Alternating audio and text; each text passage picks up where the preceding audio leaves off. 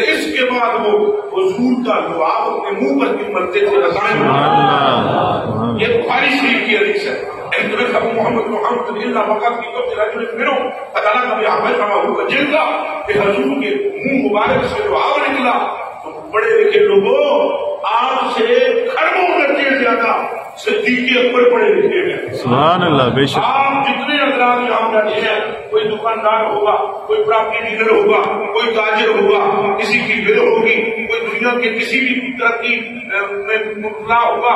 بتائیں اس وقت chairman of Congress کا صدر اگر ملک کا ہو، آپ سارے کہیں گے واہ یہ چیئرمین آف کانگریس کا صدر ہے پاکستان کا صدیق اکبر پورے عرب کی چیئرمین آف کانگریس کا چیئرمین تھا. سبحان اللہ.